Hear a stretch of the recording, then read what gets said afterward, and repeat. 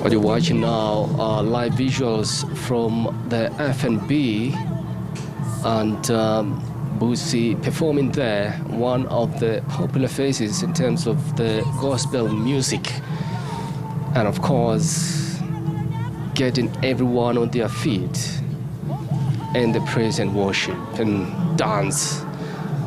And the world was just about finest. The world is watching, everyone is watching.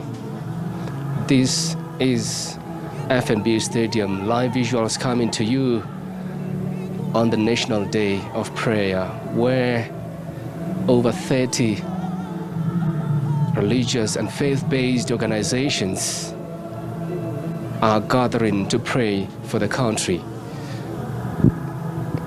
all in different colors, all in different church colors, here to pray for the country and all the challenges that the country continues to face.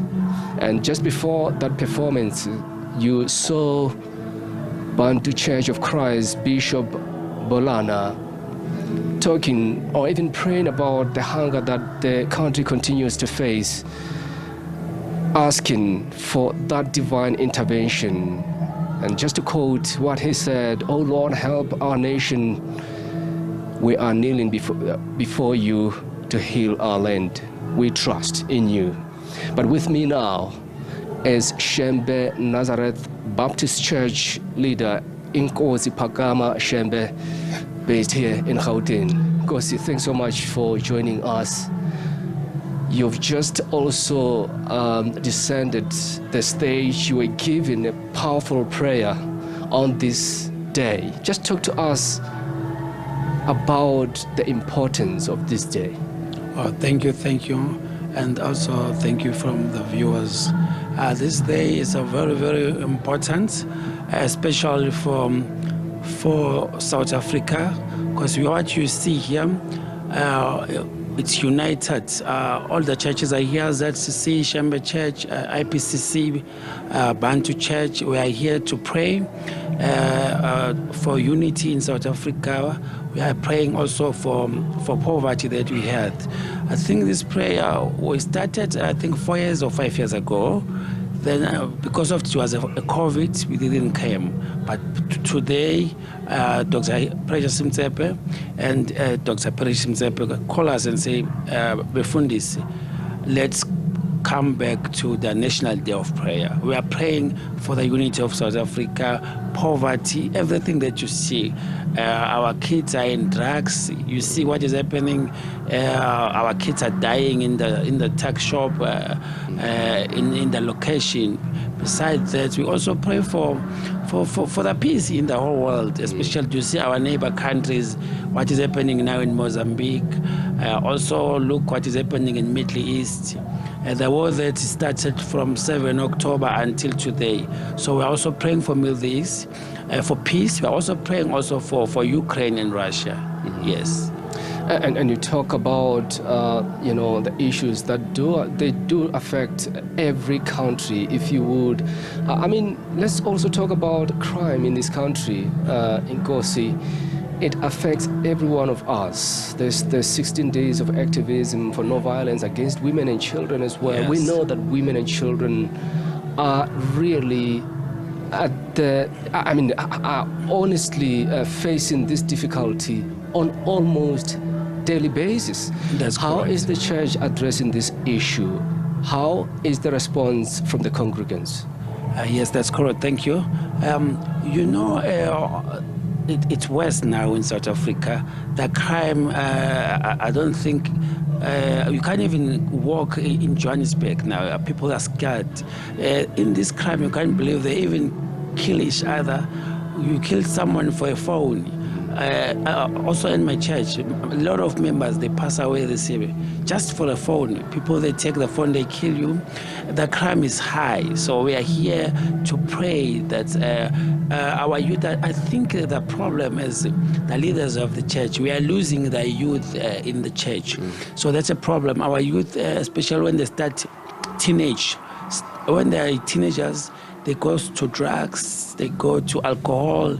Then you see, even here, you don't see most of youth here are all people like us. So that's why I see that as church leaders, there's somewhere that we lose. We have to try now to see other way to call the youth back to the church. So that's what you're observing. You can see that it's basically elderly congregants who have come in numbers on this day of national prayer. Yes. Is this the message that you're giving out there to young people to say, come, be part of this? Be part of this, because we are doing this every year. Be part of this.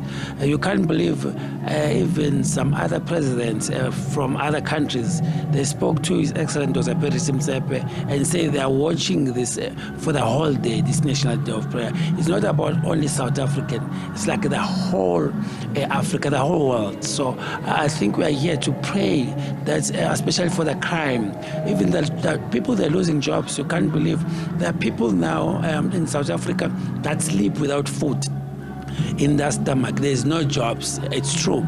There's no jobs. People, our youth, you can hear that there's some guys that have got qualifications, doctors' qualifications, but they don't have a job.